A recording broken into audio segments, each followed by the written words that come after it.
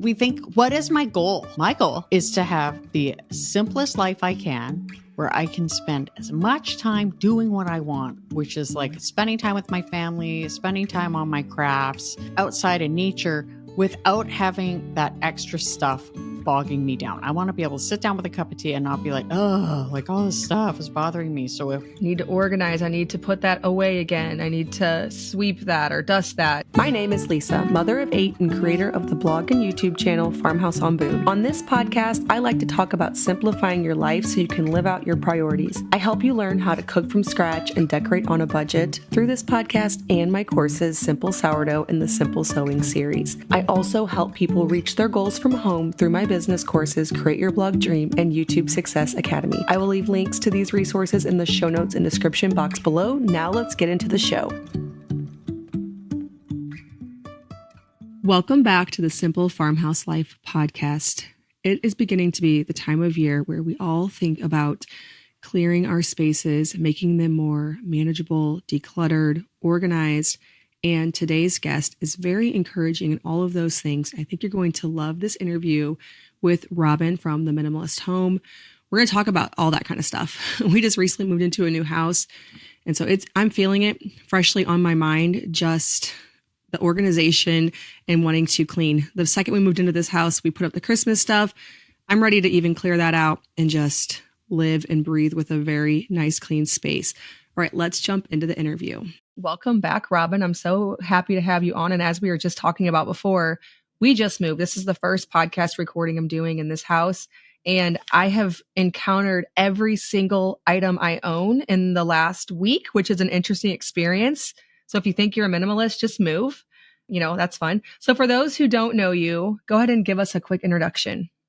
Well, thank you for having me back, Lisa. Always so lovely to see you. My name is Robyn, and I have a YouTube channel called Minimalist Home. I also have another one where I actually live the life of minimalism, where cooking and all the things called minimalist home living. And my goal is to inspire people to live a more simplified, minimalist, healthier lifestyle. And, just making the videos and trying to help people. Yeah. 1 week at a time. Yeah. It's interesting because it's such an ongoing thing, living minimal, because I don't know about you and the listeners, but I encounter a lot of stuff coming my way. I know I have 8 kids. And so there's 10 people in this house. And this last week, I'm like, man, I have so much stuff. I learned it through moving. And part of me is like, yeah, well, there are 8 kids. So there are a lot of items. But then the other part of me is like, what should I have gotten rid of before doing this move? Because you cannot move a mess. But all of those items, even when they aren't being interacted with in that way, have some component of needing maintenance from you, needing your attention. So we're going to talk a bit about that. Like, what are signs that we're living in chaos? Maybe some of us don't even realize that we are. Yeah, it's actually interesting. I think that the vast majority of people live with chaos, especially if we're in our mother years or even working or whatever, that can be compounded by so many things. So a lot of things that we might notice is that there's stuff on a lot of or most of your surfaces. You walk in the door and you see stuff instead of like a sort of like tidy home, which you might like to see. What would you rather see? And you feel kind of stressed. You might have that. Like I was an emergency nurse. And when I would get home from dealing with people with like the worst day of their life, I would be like, oh, like instead of walking in the door and being like, relax, I just was met with like the stress of my house. My family would bicker. I would be so annoyed with my husband that he wasn't cleaning, or then I'd be annoyed that he was cleaning and he wasn't hanging out with the kids. And it's just like, you feel like you're too busy. So many activities were overextended. Like right now, I feel like society, us women in particular, have way overdone a lot for ourselves. And we feel like we don't have time for ourselves. We don't have as much time as we might like with our kids or our husbands. So just ultimately feeling tired, feeling burned out, feeling frazzled. Yeah. Yeah. I mean, there's a certain amount of movement that I always think, okay, there's a certain amount of movement that has to happen, whether I have a minimal home or I don't, because if we're cooking, for our kids, if we're doing their laundry, we're just doing those basic things and not even spending a lot of time managing stuff. There is a constant motion, but there's a difference between the chaos that you're saying. And I totally have gone through what you said, where you walk in the house and you want it to be styled and beautiful, but you can't really make clutter beautiful no matter what you do. And having a lot of places to store the stuff is only really part of the problem, because you might not know where everything is.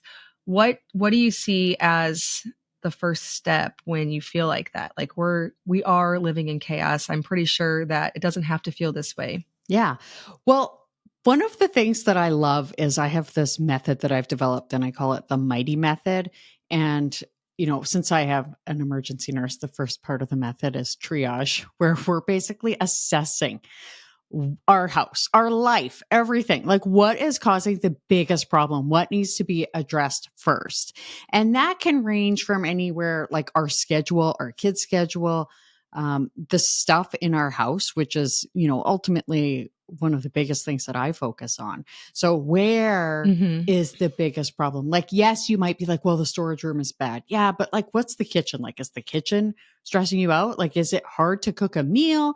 Is it hard to find things? Like, how much time a week do you spend looking for things? And so there's the triage part where we're looking like, what is the big picture? What is the worst? And then we simplify. So we are going to do things like removing things from the schedule, things that don't need to be there. And like for me, I call myself minimalist light. Like I have a lot of hobbies. I love cooking. I love making pasta from scratch. I love like gardening. I have a greenhouse, like all of these things. But everything that I have, it has to serve a purpose. It has to make life either easier, save me time or money. Right. So maybe some things like you can borrow or not, but simplifying. So removing excess stuff, excess commitments. And then I like to say we thrive. So triage, simplify, thrive. Thrive is then when we're coming up with systems. So you have systems to make life easier. And we're looking at like who is doing it? When is it getting done? Is it something that gets done daily, weekly, monthly, quarterly? And all of these things, like say that you have like, your kitchen is stressing you out. You're like, why is it like, what is the problem in here? And you walk in and you're like, okay, so there are like piles here and there's stuff in this cupboard that's always jam packed. Like, how do we address this? So we start removing what doesn't need to be there. Maybe the stuff in the front is usually what we use the most. What is buried in the back that doesn't need to be there that can make room for the stuff in the front? And then how is it getting clean? Who is cleaning it? In our house, like my kids clean up after dinner. So that's part of that part, the thrive, the system. Yeah. What I have a lot of that I discovered during this move is decor stuff. Now I will say, so for me saying how much stuff we have and how crazy this move felt, it was fully unpacked in 3 days. And I also will say That's that amazing. It was really nice. This home feels decorated and put together in 3 days' time because of my collections over the years. So that was good. But it did definitely make the last 3 days really, really stressful with how much stuff. Like, where did all this stuff come from? I can't even believe we have this much. But then I also had a lot of things that as I was unpacking them, I was thinking, why did I keep this? Like, this is not beautiful. It's broken. I thought I got rid of all of those things, but there were still so many things like that. And it's hard to assess what all we need. So what are some mistakes that women and moms are doing that keep them stuck in this overwhelm? It's funny because a lot of us were like, okay, so this is what I need to do. I need to get organized. And here's the thing. You cannot organize clutter. You just imagine having a room absolutely full of every single thing that you have. What would you do with it? You can't organize clutter. You have to remove the things that we don't use.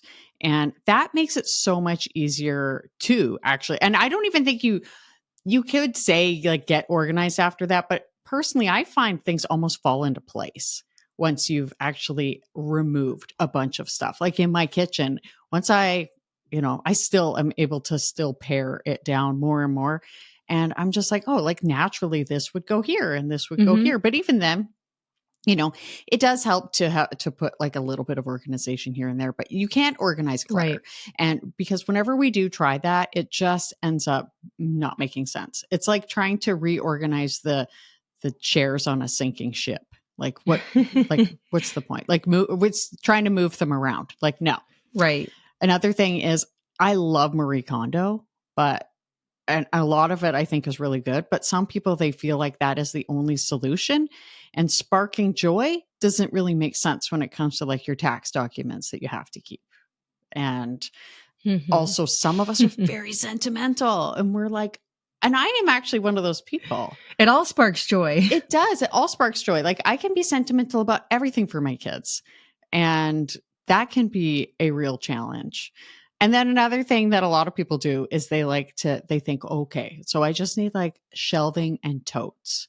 I just need to do that. And I just need to have more places to put things, more furniture, drawers, whatever. And then what ends up happening is you then think, oh, like, look at, now I have room for more stuff. You buy more stuff and we start piling it up. Like decluttering is definitely a part of the solution, but it's not the whole solution. Yeah. Yeah, I think you're right. Oh man, it's funny this being the first interview after doing this because of encountering every single item I own in some way, shape, or form. It was an interesting exercise in, like you said, like figuring out that you can't organize clutter. And I honestly didn't even really feel like I had that much clutter going into this, but I have so many things that I do think I'll use again. And we talked about this last time you were on. Like, I think you talked about getting rid of some like kombucha jars or something and thinking, well, I might actually use that again. So something for me is I kept my cheese press and my cheese molds because when we get to the farm, which is our plan, I will have a dairy cow again. And I'm not going to rebuy all that cheese stuff. But also this house that we're living in right now does not have a basement. And so, it was kind of awkward trying to fit all this stuff in that I'm definitely not going to use for maybe even 2 years because, once we get to the farm, then I'll have to get a bred cow and then she'll have to give birth and then we'll be milking. And anyways, dealing with a lot of those question mark things are hard. I'm usually pretty good at getting rid of things that are just like, why would I keep this? I'm pretty, I don't mind that. I want to take a quick break to tell you about today's sponsor, Azure Standard.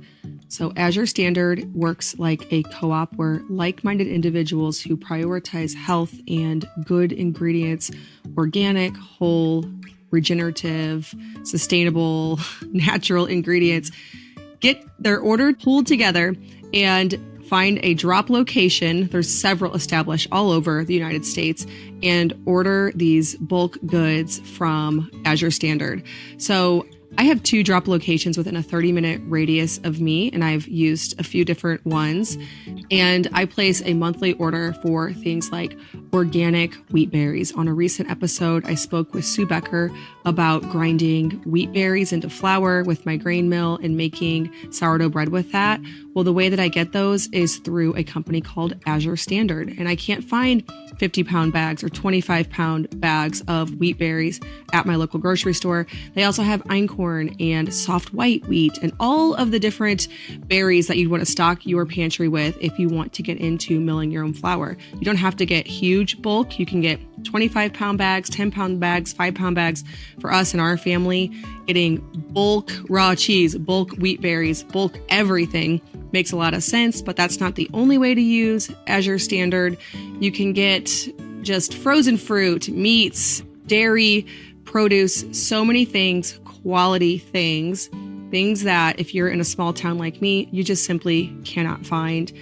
Azure Standard is offering Simple Farmhouse Life listeners a discount, so 15% off your first order over $100 to a drop location. So go on the website, azurestandard.com, and find the drop location that is nearest to you. Go ahead and add some things to your cart. I know that you're going to find things on there that you were struggling to find before. And don't forget to use that code SIMPLE15 to get that generous 15% discount off your order of $100 or more to a drop location. Again, azurestandard.com to check out this great way to get quality ingredients in your pantry, fridge, and freezer. Let's talk a bit about those things people are afraid they might use someday. And what's your test? I can tell. Oh, I thought of something earlier and I forgot to say it. My favorite test is, would I buy this at a thrift shop right now? I use that so many times during this move whenever I was trying to declutter first. Like, if I saw this for $5 at a thrift shop, would I take it, load it into my car, and bring it home? If it's no matter how cool you think it is, definitely has to go.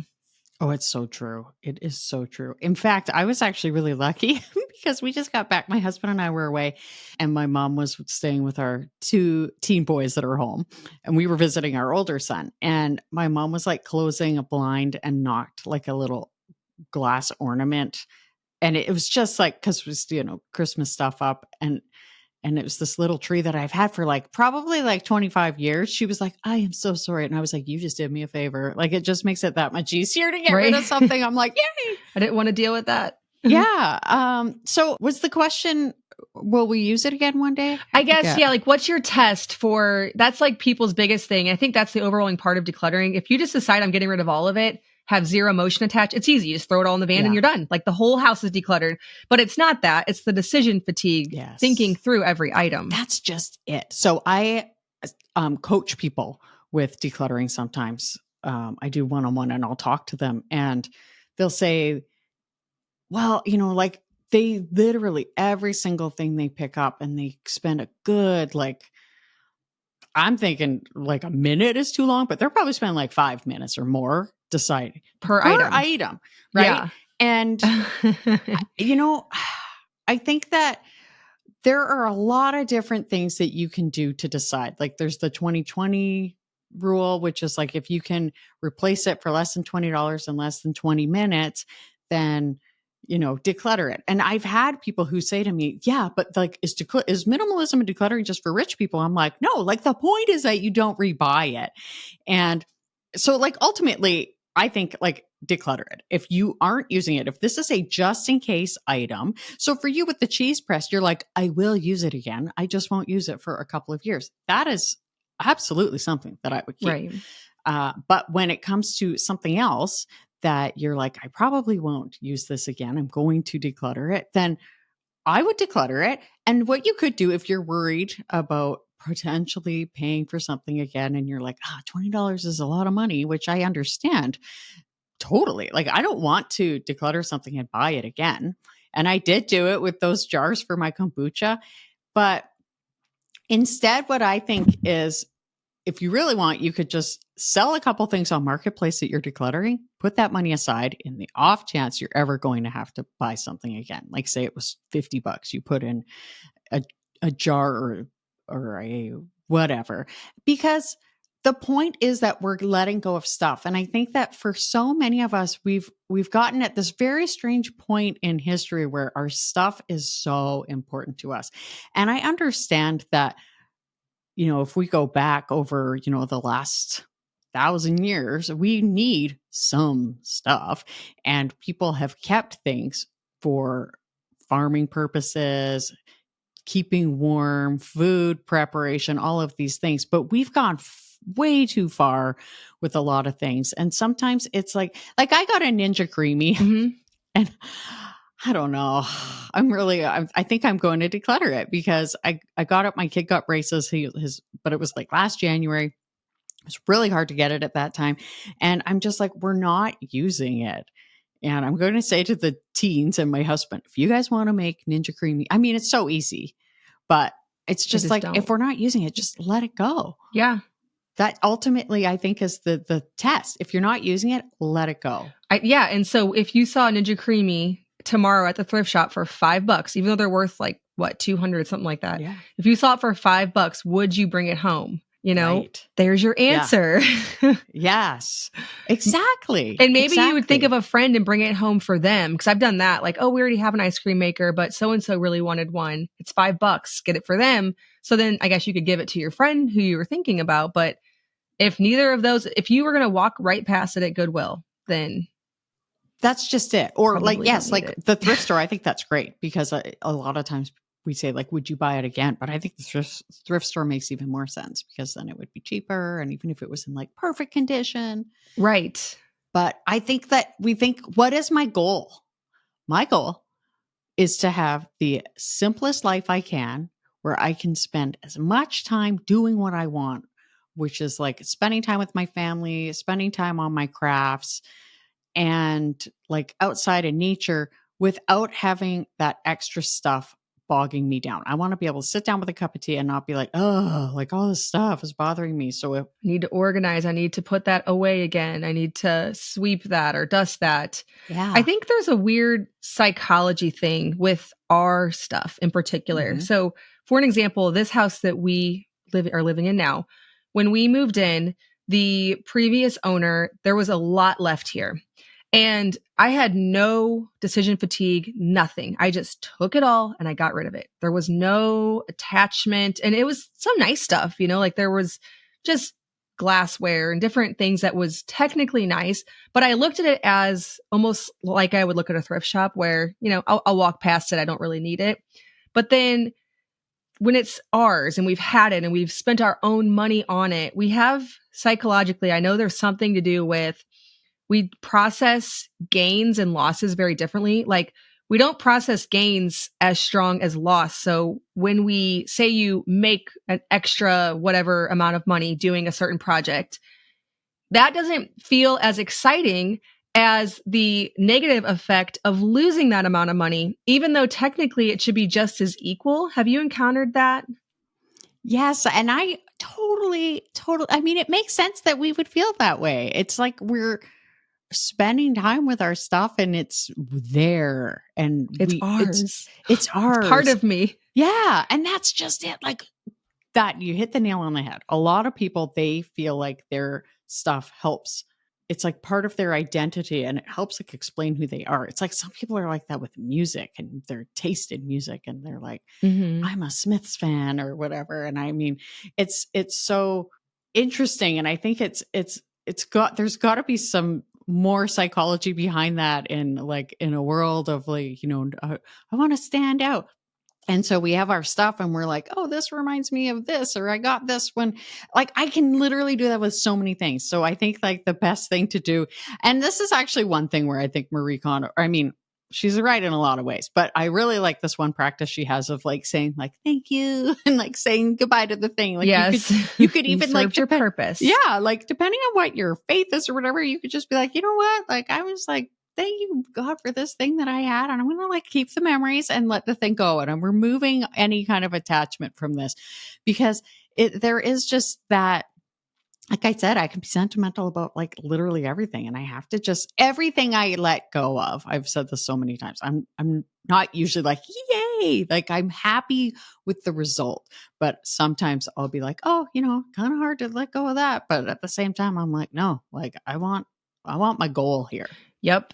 Always going back to what you prioritize and running it against that will help you get rid of so many things. We also do where we will take a picture of something. So just an example we had recently, my oldest daughter made my second daughter for her birthday, maybe like 3 or 4 years ago, a massive stuffed unicorn. Like it was so huge. I don't even know, 5 feet across. I don't know. And because she made it and it took her a ton of time when she did it, we were kind of like, what do we do with it? Because it's like the focal point of your room when you have it, but also, they're 16 and 14 now. They've kind of outgrown the stuffed unicorn thing. And so she took a little like photo shoot with her. She took my camera outside and took some pictures with it. And then we got rid of it because there's so many items like that. Like another good example would be canvases. So when your kids are little, we've done this where we have canvases of the oldest 3. Well, they're very outdated. I'm not going to hang those in my house because it's just my first 3 kids. There's a lot of other kids that would belong in a spot on a canvas on our wall, and I wouldn't hang that anymore. And so ultimately I ended up just taking a picture of them and getting rid of them, even though it feels weird because it's my kids on this massive canvas, but it's just going to sit in the basement and you're going to have to worry about climate control in the base or making sure, humidity control, all of that for this thing that I'm never, ever going to hang again. Yeah. And like some people, like they almost feel sorry for the thing that they're getting rid of. Yeah. Yes, you kind of do. Right. And if I go, all right, we're keeping this in a box to what? Like, if you think about this thing, it probably doesn't want to be in the box. It would probably rather be donated so somebody else can love it, right? It's the same with like kids where you're like, how about another little boy or girl love this toy? So I totally like that idea. And also, are you honoring the item? And that's why I love the idea of like curating my room, curating my house. And, when it comes to the stuff that we have out, I have like this picture here of my son and my boys walking. And occasionally I will swap it out with a different picture because I don't want my environment too cluttered. I'm okay with having a few things in a box that I cycle out, in and out. Right. Yeah. But not a lot because I don't have a lot of stuff sitting around anyway. But sometimes, and even like different seasons, I do like to put a few like wooden pumpkins and stuff out in the fall. But it ultimately, we want to be respecting our home, our environment, and the stuff. And really, like these things, they're just things. They're just items that are near us. And I think that, if you want to respect the item, let it go and live with a little boy or girl that will love it. Yeah. And you can't go on forever always thinking someday I will deal with this. Someday my house is going to feel good. It's going to feel manageable. We tell ourselves this lie, like when this or this happens, I'm going to address all of this and then everything will feel, don't do that. Like I'm speaking to myself too. I've definitely gone through this process and decluttered just a stupid amount of stuff. And then back to the whole psychology piece, like with the canvases on the wall that I know I'll never hang again. I already hung them up. When I had those 3 kids, I had this arrangement above our bed. It was really pretty. And for that season, I really enjoyed it. And for the price of those canvases, was I thinking when I purchased those canvases, all right, now I spent $20 per canvas for the rest of my life. This is all I ever have to spend again on canvases. Or was I paying for an experience of having canvases on my wall for 1 year? Just like any experience, like when we go to some kind of park or event and we pay the admission fee, we don't expect to like keep forever that. We just pay, we have the experience, and then we go home and we have the memories. But somehow with stuff, we can't do it. Like it feels like a waste of money. Whereas when we're buying an actual experience, like, okay, yeah, I spent the money, I got the experience, and now I come away with that money gone. I think it's just interesting to remind ourselves like what's happening in the reason why we feel how we feel. Yes. And think about it this way. I mean, I don't know how many photos you have in your like digital photos you have, but if I opened up my thing, it would probably say like 20,000. And if I will go through and I will delete like duplicates and just like random pieces of paper I took a photo of or whatever. But I don't think we were exactly meant to even be holding on to all of this, to be holding on to the past, right? Like our eyes are in the front. I don't either. Yeah. So even like, that's why. And now there are some the odd person who has trouble like making memories or keeping memories. That's a different situation. But for those of us who have like the ability to make and maintain memories, we have memories for a reason. And generally we remember the most important ones for the most part. And that should be, I think, the ultimate thing is like, yes, I had this experience and I want to remember it. Sure, take pictures, whatever. But as far as, and it's like when people go to Souvenirs, oh gosh, get me started on Souvenirs. Like I love it.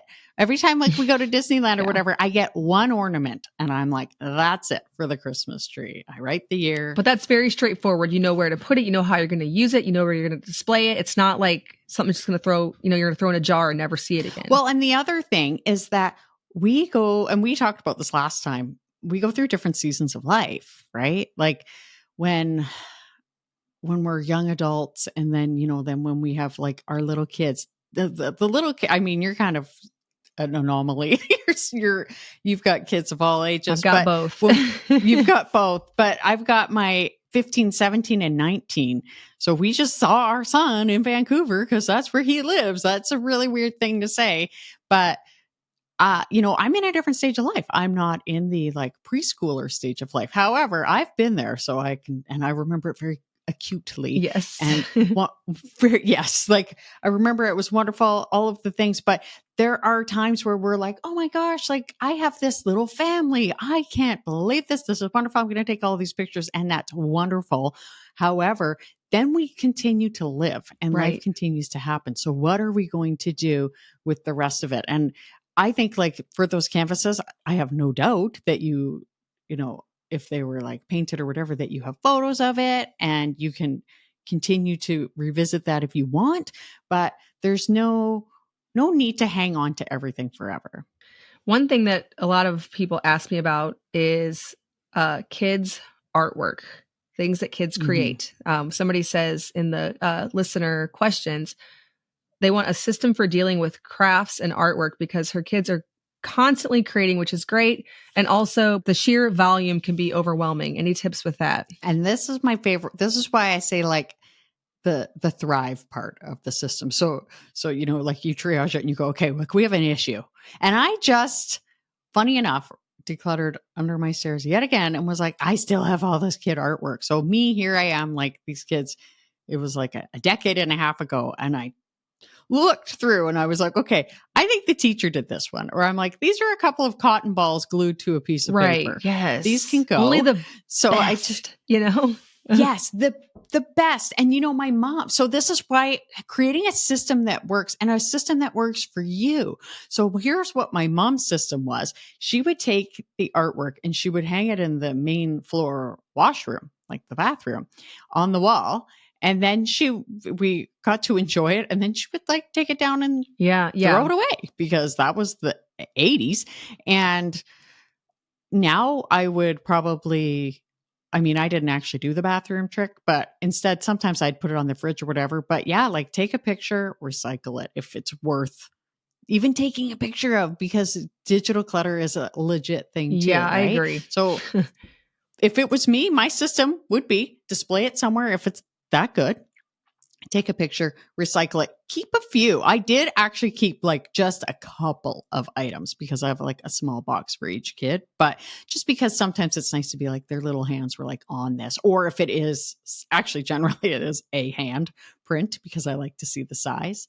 But yeah, that's my solution for that. Yeah. Yeah. What's yours? Well, I'm not organized, so I have very creative kids. They're always making stuff, but I don't have like a little box where I have them. At some point they're just gone. You know what I mean? I don't know. Yeah. My system, is that ultimately, I have 8 kids. They're always creating stuff every single day. And so it's just, I don't keep anything, to be honest with you. I know there are some people who are very sentimental, but ultimately I still have the kid and they're still creating. And so I'm still getting their creations. I have like, for example, the thing that my daughter sewed, and then there's like a bench my son built, things like that are useful. Then she ended up getting rid of that unicorn anyways, but she has like dresses she's sewn, and that would just be too much and too stressful for me. And like you said, with keeping the priorities straight, thinking of the kind of life you want, trying to figure out how to organize all of the things my kids are drawing and gluing and whatnot, that would just be way beyond overwhelming for me.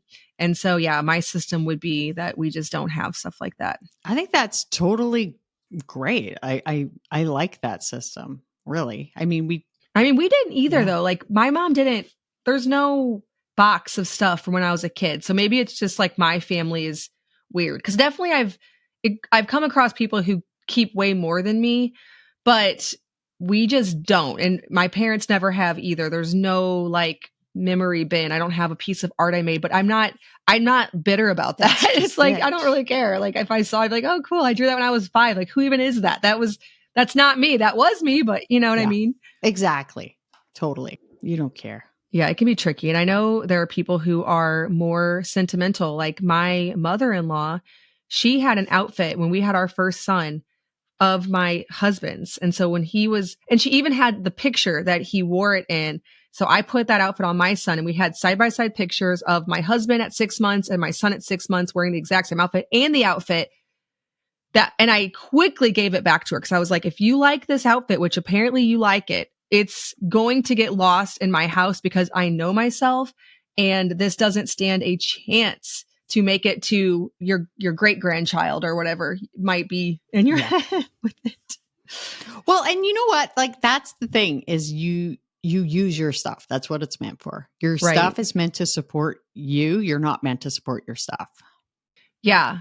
Yeah. And, I know Dawn from the Minimal Mom, she talks about having like a very small collection, and you do too, of things for each of your child. So if you are sentimental, having a small, meaningful collection of the best things, like their favorite outfit or the one that you put them in for all the pictures or their best piece of artwork, something small enough that you might actually get it out and relive those memories.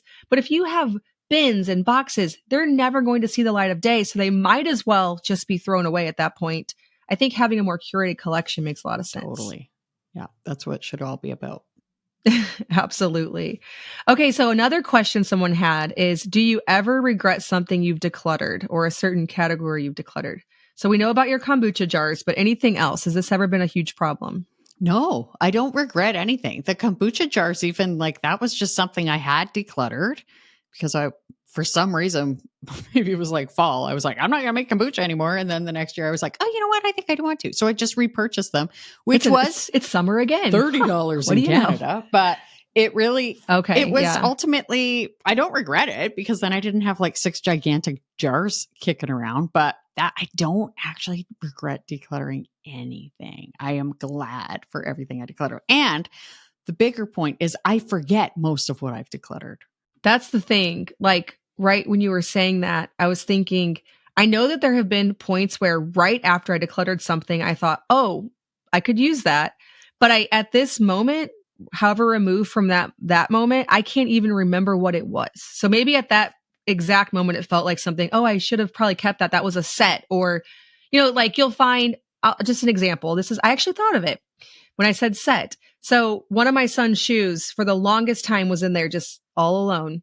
And probably like 2 months later, a friend of mine said, oh, hey, I found this. Somebody left it at my house. And I was like, that's our nice little Keen sandal, but I already got rid of the other one.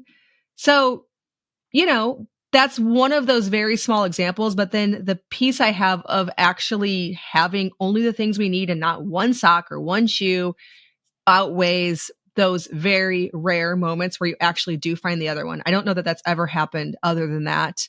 And that would have been one moment. So I had gotten those at a thrift shop, those Keen sandals. So it wasn't a huge thing, but there's one example. But I'm still glad that I decluttered enough to make my house manageable. Yeah. And I mean, that's just something that happens, right? It's like, yeah, it can happen.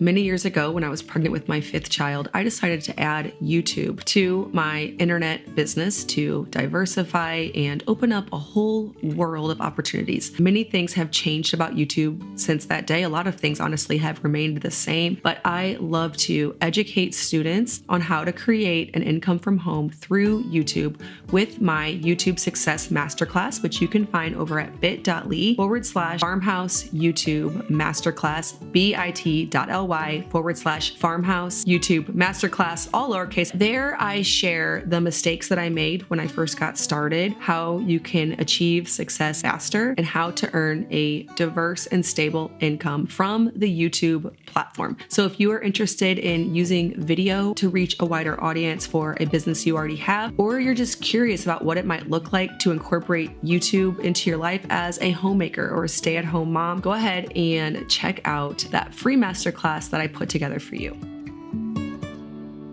Okay, here's another question from a listener. I thought I decluttered enough before giving birth to my third. I'm finding that all my systems and routines take too long. Any tips on how to reduce time on tasks done every day so I can better enjoy time with family, and other postpartum minimalism tips? Oh my gosh, I love this question so much. And it really reminds me, because she said about her third. When I had my third, I remember going to my doctor, and I was like, I'm worried I'm getting dementia because I can't remember anything. And she was like, oh, you just have 3 kids now. I was like, okay. That's all that is. Yeah. And she was right, but it was not that reassuring. But I was like, so this is just like my life now? But this is why I love to use my mighty method is like, we would triage. So what we need to do, because she's like in the thick of it. So assessing where are your systems breaking down? Is there too much complication? Do you have unnecessary steps? Because we want it to be as easy and simple as possible. And we're going to focus on the areas that are eating up most of your time where we can simplify things. So like meal prep, laundry, cleaning, like these are things that they have to get done. And then we need to start simplifying things, streamline things, eliminate any extra things, any redundancies. So only keeping the essentials. And then we're going to declutter the spaces to make tasks so much easier and faster. The less stuff you have, the easier it is. And for example, like having fewer dishes for some people, it might spend less time washing them, right? And even like I love it of just washing the thing. I have a dishwasher, but washing the thing and putting it away right away. If I'm like cooking with a big bowl, like wash it, put it away, it's done. And if rinse it fast, right. Like don't let anything stick to it. That's why dishwashers, you put it in there and then it gets all stuck. I know. It's so true. And I keep like, I'm not wishing my kids to grow up, but I have one who he's amazing. He loves cooking. He makes just the most amazing things. Nice. Like he was like, I'm going to make escargot like 2 weeks ago. Sweet. And I'm like, but then he's in my kitchen. He's using my stuff and this is like my place. And I'm like, okay. Yeah. So then I'm like trying to clean up after him. But if you've got little kids and you're cooking and you're like got a pot, yes, like Lisa says, like you wash that pot right away so that it's done. Don't let stuff sit. Like if it's going to take you like 10 seconds versus like 3 minutes, save yourself that time. If something is going to take less than 2 minutes, do it now, which is still not always possible with little kids for sure. And then thrive. So you're going to create your systems. So batch repetitive tasks, like depending on the age of the kids, like prepping lunches, doing laundry, if at all possible, use time blocking when you can to carve out that intentional time. And then I love building reset routines. Absolutely. Like a 5-minute nightly tidy up with the family. One of my biggest things as a person with ADHD, I will forget everything if I don't have some kind of way to remind myself. So my phone is sending me reminders constantly. So that helps me out huge. If it's like reset the room. And I'm like, oh yeah, like we need to like get things going. And so when it comes to, if you feel like you have decluttered, but you're still struggling, see if you can declutter some more. Simplify life as much as possible. You probably don't even need half of what you have. Yeah. That all helps immensely. We just moved into this house and it has a very small kitchen, but there are lots of cabinets in the small kitchen and we didn't even fill up all of them, which I think if people were to see the kitchen, they think, oh, it's a very tiny kitchen. But I have, except for the closet that has like the cheese press and a few things that I'll use someday, but that are, removed from me because they're not actually in the kitchen. They're in a different closet. But in the actual kitchen space, I keep it very streamlined. We don't have like 15 pots and pans. I can't even fit that many in my oven and on the stove at one time. So what would be the point of having a kitchen cabinet that's so cluttered that I have to like remove this one and remove this one just to get to the proper lid and the proper pot? It doesn't have to be that way. But then I will also say to this mom of 3 little kids that there is constant motion, that no matter how decluttered your spaces are, because the question said something about like also spending more time with family. And that's something I've been thinking more and more about lately, because usually I'm pretty much going all day long. I sit down in the afternoon, do interviews like this. But as far as like just the basic stuff, keeping the house clean, keeping the laundry done, keeping the food going, there's not any time throughout the day where I'm just like, all right, let's sit and cuddle. I don't think that there's a minimalism hack that would make that so in a season of life like that. Now, at some point that'll be the case, but when you have a bunch of little kids, it is just a constant thing. No matter how you've decluttered it. And the only thing I can tell you to do is keep your schedule free so that there is some margin in your day and it's not impossible to stay on top of it. Yeah, that's just it. Like, if I remember when my kids were little, like, the idea of like batch prepping your meal for the week, that might work, but then the stomach flu rolls in, right? And everybody's sick. And you do need to just say, okay, I'm going to sit down with the family and watch a movie or whatever. I'm going to let whatever is be. But yeah. And you almost have to if you're going to do that. You do. You really do. And you also have to, you don't have to, but I really recommend having some form of a schedule, because a lot of people, they really resist that idea. But it's like the bumpers at a bowling alley when you take a little kid bowling.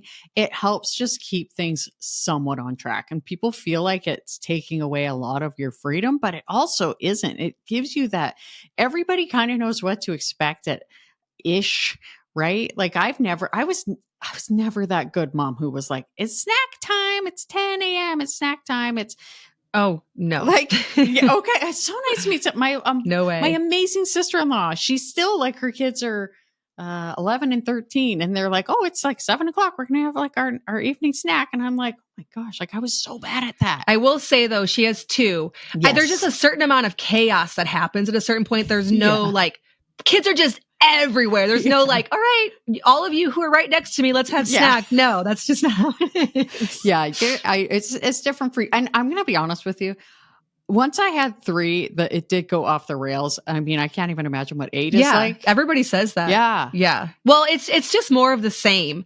What I mean is, when there's a 3 or more, probably there's the potential for them to just kind of like be other than just right by you. Like it's a very controlled situation when you have 2. You're just kind of like, okay, little ones, come with mother. Yeah. And then it just starts to get more and more like, it just, when people explain certain things when they have 2 kids, I'm like, I do remember that, but that's just not how it works at this point. Yeah. You have 2 hands. And it's funny because like, I am down to a 15-year-old and a 17-year-old. And I mean, of course, like they're much easier, except for there's the odd time where they're like, just can't believe that you won't let them do whatever. But right. Well, I'm down to 2. And I'm telling you, even though like they were still at super easy ages, I'm like, this is amazing. So there's hope for people out there, but oh my gosh, like everything is meant for a family of 4. So. Yeah. I think for me, it's just like you don't have any control, like not that like they're like disobedient and all of this, but just the control factor that you have when it's just like very tidy and, like, okay, now we do this, but it's just, I don't even know how to describe it. It's just a lot. Well, you have to surrender. We went, you surrender. To just surrender. Like, yes, we got on this tangent because you were talking about your sister-in-law or somebody who's like snack time and it's very set. And anybody who has like many children, and I'm sure there are moms who are super organized who are like, what do you mean? I have 12 kids and we have snack time and they're all right by me. And I'm not that person. I probably wasn't when I had 2, but let's at least pretend that that's what it was like. Yeah, no doubt. Okay, so another question someone has is, where specifically do I start when every room and every drawer in our home has too much stuff? So I love this because this is like your triage is just, you're looking, what area causes me the most frustration and impacts your daily life the most, right?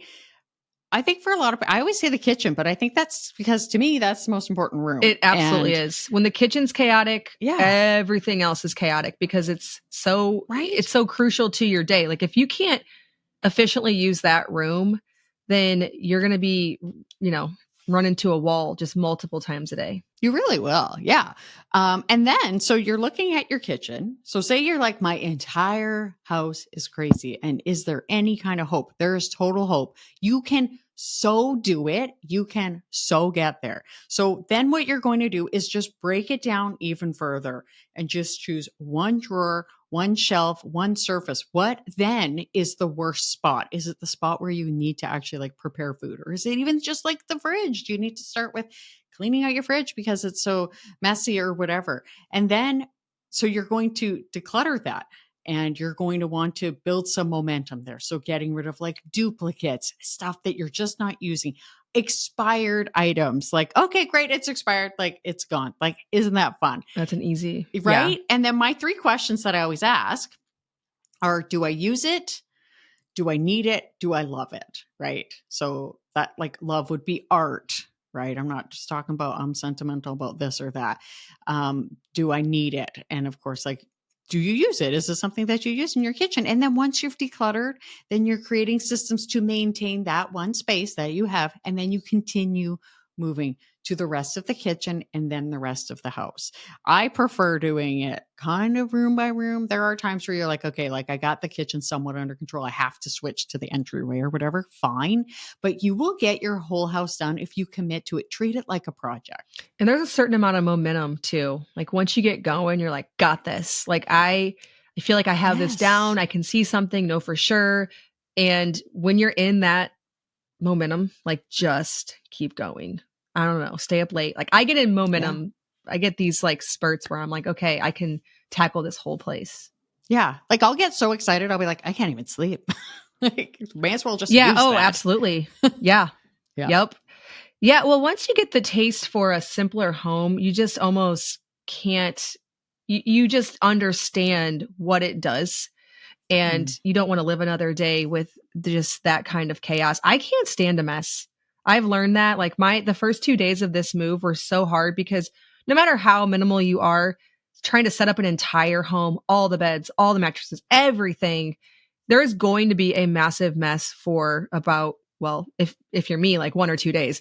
And even that was just like, I can't take this. I was talking to somebody at church and she was like, if you're unpacked in a year, you're doing good. And I'm like, cannot deal. Absolutely not. Like I will stay up for a week straight. That's not happening. It's so funny. I remember when we moved into this house, it was 9 years ago, and I was at my chiropractor's office, and he was like, well, everybody needs a box room. And I was like, oh yeah, that's true. No. And that's just it. Like, no, it isn't true. Like, don't let it be. Because then everything that was sitting in those boxes, like I have pretty much decluttered almost all of it. Well, if you didn't need it for even 3-4 weeks. And I think that's the reason why we did unpack so quick is we needed everything. Yeah. Like I was missing stuff. I was like, okay, well, where's this? Where's this? You know? So I think if it takes you a year to unpack your home, or if you have a box room, now, of course, there's out of season stuff. I get that. Sure. We have probably like 8 totes of things like that. Yeah. And those are still not unpacked because they're not going to get unpacked. They're going to stay in totes. But if the main house stuff, if you have a room of boxes, I'd say there's your sign. Like you're living in chaos. Right? So true. So true. Oh man. Well, Robyn, thank you so much for joining me again. Tell the listeners where they can find you. This is the perfect time. I know people are looking to get their lives in order in January. I don't know why we wait till January to do the things like this, but we do. You know, we're going to start cooking from scratch. We're going to lose all the weight. We're going to declutter our homes. Tell the listeners where they can be inspired by you for a lot of that. Yeah, well, the timing for this could not be better because I actually have a Simplifying Your Home and Your Life challenge coming up from January 7th, 8th, and 9th. And you can go to minimalisthome.ca/simplify for that. That is also my blog. I learned my blogging from Lisa. Anybody, if you want to take a good course, take that one. Oh my gosh, so good. Oh, thank you. So that's my blog and my website. And you can also see if like about other things that I offer. And my other main love is my YouTube channels. So my main one, minimalisthome.ca, will teach you all about decluttering and like a lot of stuff about how to look at things and health. And then I have Minimalist Home Living, which is all about like the cooking and the living of the minimalism. And I would love it if you would come and check me out. Awesome. So what does the challenge entail? Is this like we're going to get our house in order in these 3 days type of thing? Well, we're going to create a plan because you could potentially, depending on the state of your house, you could. And I have run challenges where people have made massive, massive changes. But in this one, we're really going to narrow down and look at those 3 elements of the triage, simplify, and thrive for how you can do that for yourself, for your house. And you can maybe get your house simplified within a week or 2.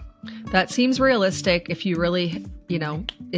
jump in and use the things you teach, I think that it'll be well worth it. So we'll also leave a link down in the description box or the show notes to join that challenge. So thank you so much, Robyn. Thank you, Lisa. This has been so great. I love chatting with you.